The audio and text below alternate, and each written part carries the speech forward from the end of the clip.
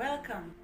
No one knew the burden that she carried. If you want to know the burden, welcome.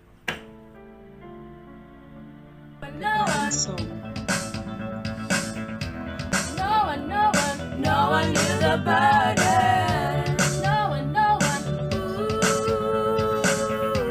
No one knew the burden that she carried in her heart. Do you wanna know? Someone know. Are you curious? I'm curious to get to know. Listen to the narrative.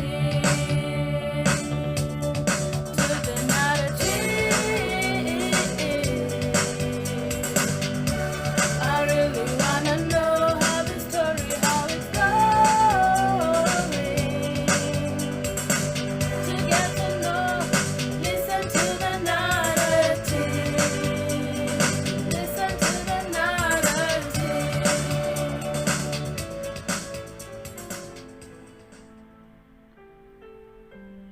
Where we stopped last time, the man had seen Betcha stealing a look at them.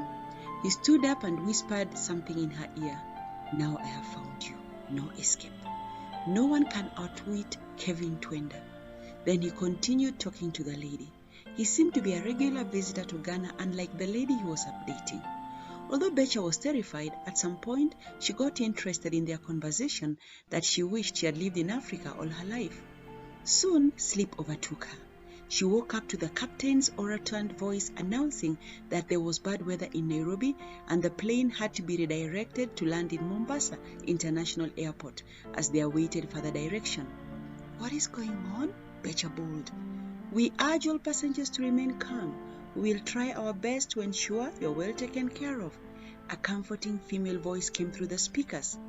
The young girl seated next to Betcha looked at her and whispered something into her ears.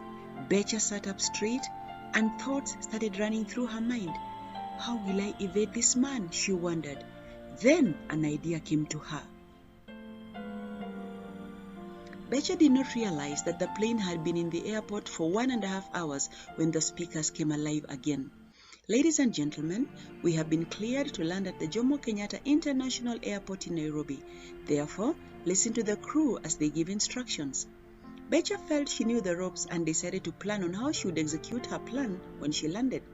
Soon, the plane came to a halt and the passengers alighted. Everyone made their way through clearance. Betcha headed straight to the taxi zone.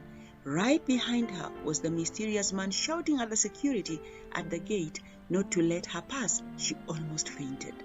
She decided to leave the trolley and carry her suitcase to enable her move faster. Then she saw a sign indicating ladies. She scurried in very fast, almost toppling over her suitcase.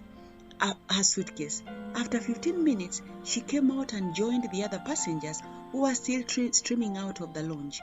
Once she got out, she jumped into the fast taxi which was parked adjacent to the exit.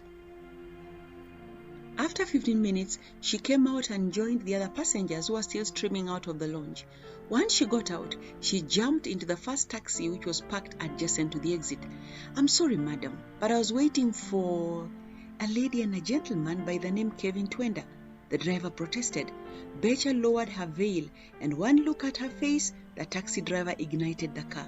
As the taxi was just leaving, she heard the mysterious man calling out loudly to the lady he had been talking to. Seems our original taxi has got another passenger. Let us get out. Let us get into this taxi, Mama Betcha. It will be faster. Stop. Let's go back, Betcha commanded her taxi driver. What? Madam, I thought. No, please turn back, she pleaded. All right, the driver said, astounded. He drove on a while, then found a place to turn back. By the time they arrived at the entrance where they had been, all taxis had left with the passengers. Betcha felt like she was losing her breath. Could that have been my mother? I didn't see her face. Could I have recognized her? She cogitated. She told the driver to try and follow the red taxi that left a while earlier. It was all in vain. She finally went to her hotel where she lost sleep all night, thinking of how close she had been to a woman who could have been her mother. How is Kevin related to her? She kept wondering. night, she had a dream that she had gone to the market to shop, and right in front of her, purchasing household items, was her mother. She woke up sweating from that excitement, only to realize it was all a dream. The next day, she woke up to a busy day. Dr. Kai picked her up and they went to visit projects. She discovered that the projects had expanded, and even schools across the country were asking to be included in the parent-student mentoring program. That program was helping in restoring parent-child relationships, such that education was being recognized as a family issue.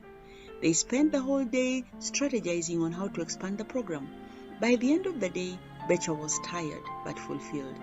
Giving hope to the young people was her joy. She kept praying that she would meet her mother while in Kenya.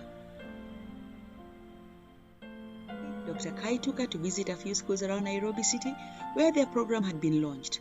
The excitement in the mentees was palpable. Betcha knelt by her bed that night and lifting up her hands gently whispered, "Lord, I love you. Continue to use the program for your glory." On the third day, she decided to go and visit her parents-in-law in the countryside. They were so happy to see her that the whole village came to celebrate her coming. Her mother-in-law gave her words of counsel as they walked around the compound.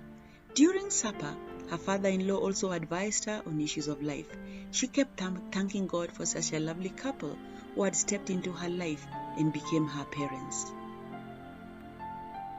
She narrated to them how she had met her biological father a few months back.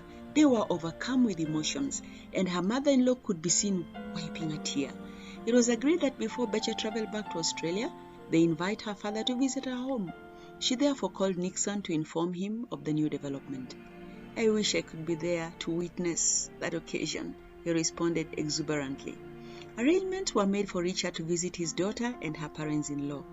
Nixon's parents outdid themselves despite the short time they had to arrange for the meeting. The menu was adorned with delicacies from all parts of Kenya. It included tilapia marinated in coconut and millet ugali, which was Richard's favorite meal. Richard looked elegant in his navy blue single-breasted suit and a white shirt which accentuated his complexion. Amazingly, it matched Nixon's father's grey one with his light brown shirt, which complemented his shoes. His mother had a sky blue designer suit which dignified her slightly slender frame. Her slightly graying hair was combed back, giving her a relaxed look. The house where the function was held was fit to host the Queen. The friends who had been invited to help welcome the respected in-law were not a disappointment either. The occasion was filled with so much joy. In one of the conversations, Richard found out that indeed the wedding he had missed in church was his daughter's and that all of them had been present. "No wonder I felt her presence that day," he concluded. He wished he had obeyed his intuition. However, all's well that ends well. The happenings of that day were talked about by the villagers for many years to come. Time flies so fast, and before Betcha knew it, a month was over since she landed in Kenya. Together with her father, they always kept praying that they would meet the rest of the family. Finally, the day came for her to travel back to her family in Australia.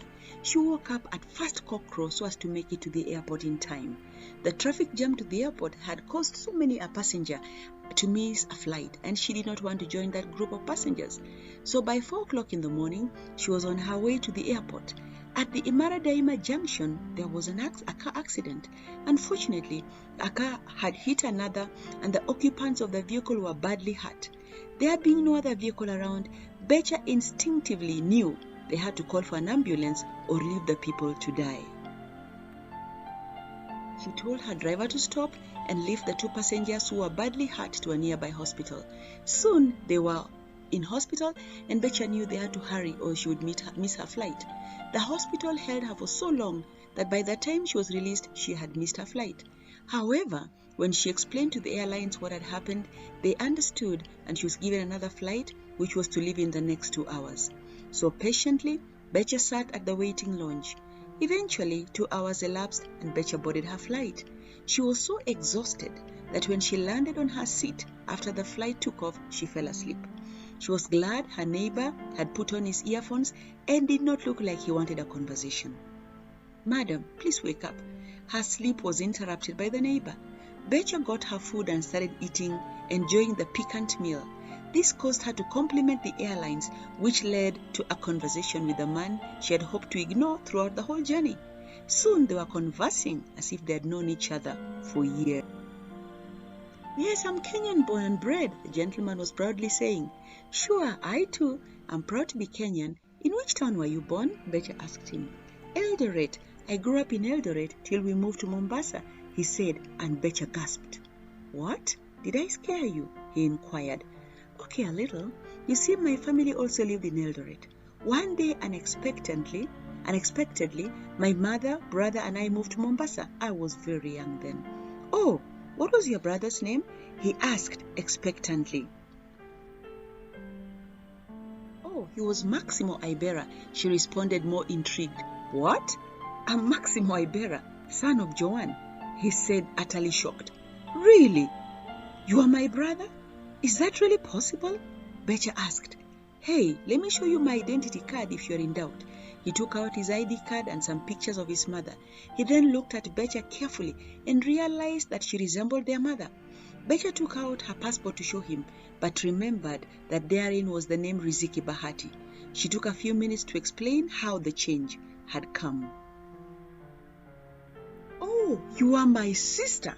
I have longed to see you," he exclaimed as he gave his sister, who was in tears, a hug. The two wept for a while. Their joy was too much to conceal that the passengers around them got to know of their family reunion.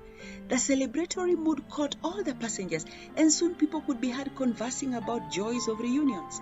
The siblings shared their experiences from the time they were separated to their union that special day. During their brief stopover in France, they kept chatting. By the time they put a full stop to their conversation, the plane was landing in Australia. Maximo told his sister how he had reconnected with their mother after many years. "Maximo, imagine, I think I just missed talking to Mom by whiskers," Betcha exclaimed. "What do you mean, sis?" he asked curiously. For more, join me next time, and you are blessed. Thank you.